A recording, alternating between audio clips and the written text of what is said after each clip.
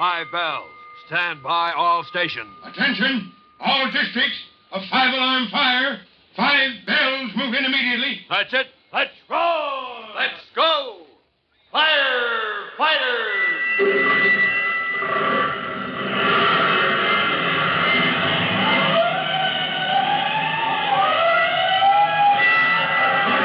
Presenting Firefighters, the true-to-life story of our unsung heroes who stand ready to ride by day or night against our most murderous enemy, the demon of fire. In just a moment, we'll join Chief Cody and rookie fireman Tim Collins at the fire in the storage loft, where a few minutes ago, Tim penetrated the smoke and flames on the stairway in order to bring down a friend of his from the engine company who had been overcome by smoke. From then on, he had been busy with the inhalator trying to revive Andy Parker. It was this fact that had kept Tim from the beating his buddies had taken and left him fresh and ready for the surprise assignment Chief Cody is about to spring. What that was, we'll see right after this message.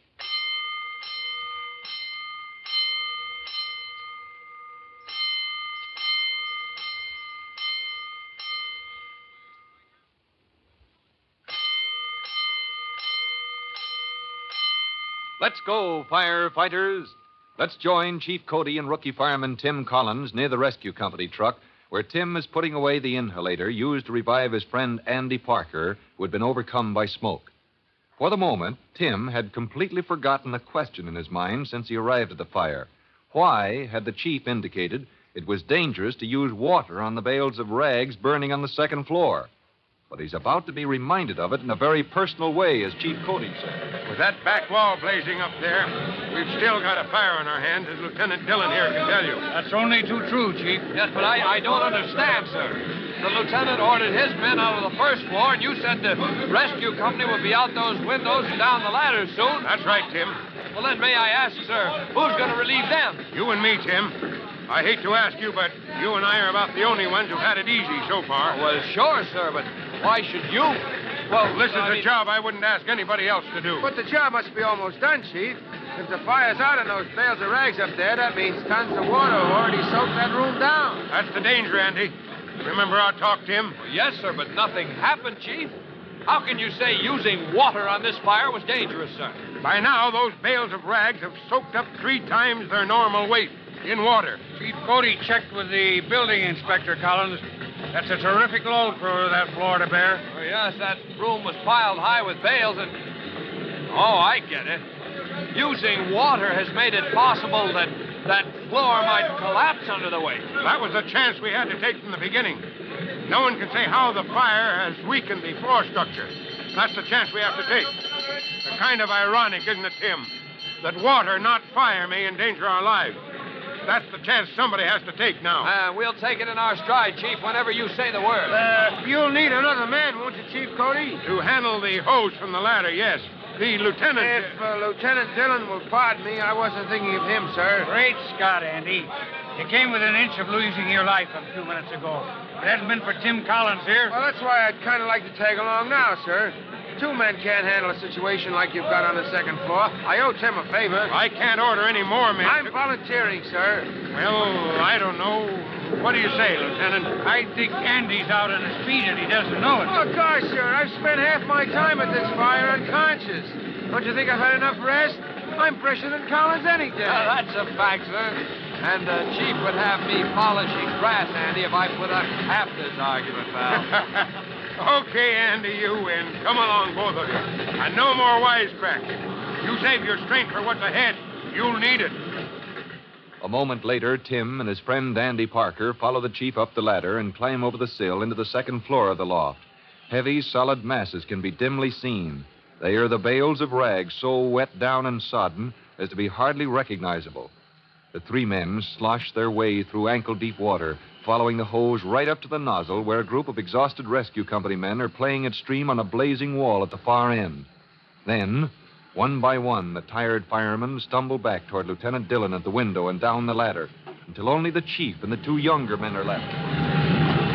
Now, look, boys. Yes, sir. We stand a chance of getting out of here alive Only if we work fast and efficiently. I don't see how we can leave until that blazing wall is out, Chief. First thing you know, that'll spread the next door.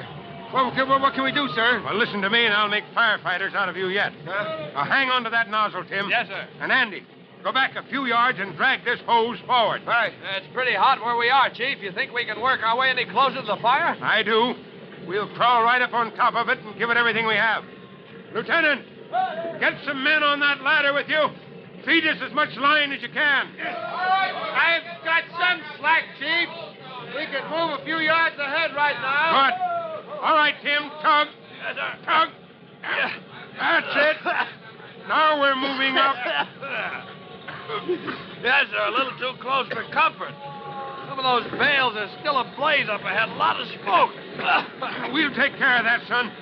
Andy, get on that nozzle with Tim now. Okay. You know what I think? They ought to spend so much time on those bales of rags, they'll let this wall get away from them. I guess this is as close as we can get.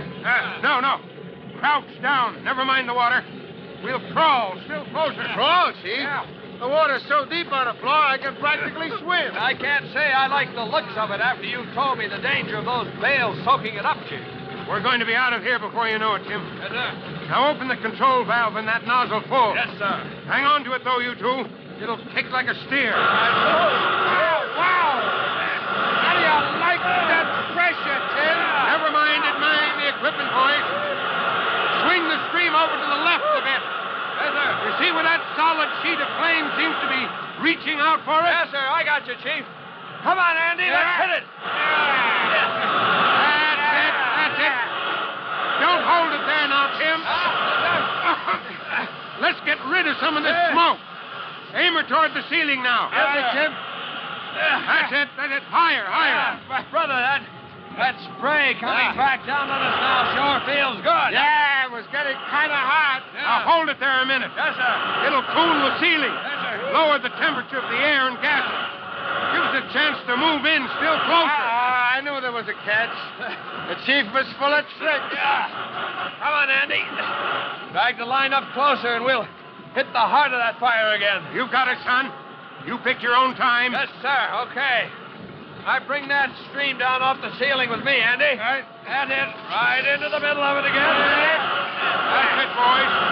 Hey, see where that bright yellow section is darkening to red? It's dimming a bit already. Well, hold it in that section. Doggone it. I think we're beginning to like this. The Chief's a mighty handy man to have around, ain't you? You said it, Andy. We still got a lot to learn. You're doing fine, both of you. Cut that nozzle valve a minute, though, Tim. Yes, sir. I want to check on something. Right. Yeah. Well, that section is still smoldering, Chief, but it's under control, no question about that. Well, we hit it with all the water we had. Good for the fire, bad for us. Huh? Bad? How come, sir? If there were any dry bales of rags at this end, Andy, there aren't now. That stream was spraying down on them as well as us, don't forget. Yeah, I suppose they've soaked up 4 times their normal weight by now. Listen, I thought I heard that a second ago. That's the sound of timber giving away somewhere around here. Fine, just what we need. Where do we go from here? Back along this line to the window and fast. Yes, sir. Drop that nozzle, Tim. Come on. Come on, sir. I guess we can always drag it out after we get on the ladder. Watch your step, boys. Yes, sir. The water in here's ankle deep. It's only too easy to slip. I've got that same feeling you get skating on thin ice. Yeah. Like it was going to crack under you any minute. There's the window over there to your left, Andy. We better climb over this row of bales. Yeah. Quicker that way. Come up. Let me give you a hand, Chief. Okay, Andy. You make it all right, Tim? Yes, sir. Slippery, though. This stuff has been soaked into a solid mass. I guess you'll never forget what I said about water sometimes being more dangerous than the fire itself. Uh-huh. Hurry up, Chief. If that floor isn't sagging, I'll eat my helmet. Right with you, Lieutenant. You're first, Andy. Over that sill and onto the ladder, pronto. All right, let me give you a hand there, young feller. All right. There you are. You next, Tim, and then a... Hey, Tim, where'd you go? I got my foot caught between 2 bales, Chief. Don't worry. I can work it loose. Go ahead. I'm getting it now. You sure you're all right now? Yes, sir. I can see him coming. No time to waste, Chief. Now, you're next. Onto the ladder. All right. Come on. That's it. Look out, son. Look out. She's giving way. Hurry, Tim. Hurry.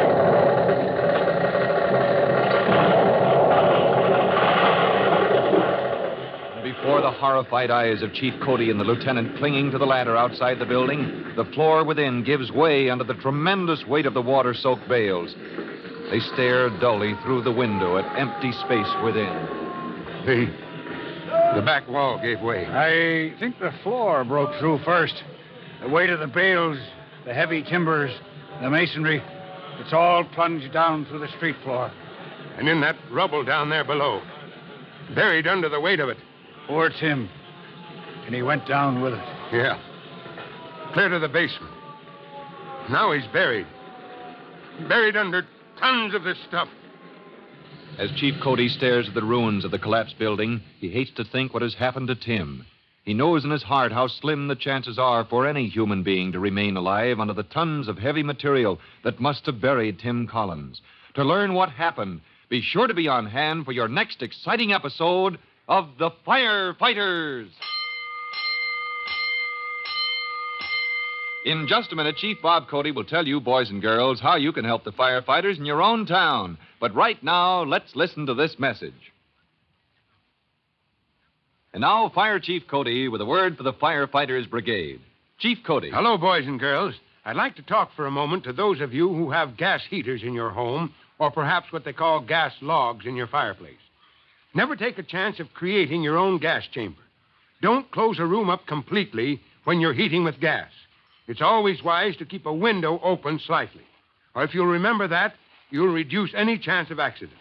That's all for now. Until next time, this is Chief Cody saying, so long. Fire Chief Cody and the young rookie fireman Tim Collins will be back on the same station the next time you hear... That's it. Let's go!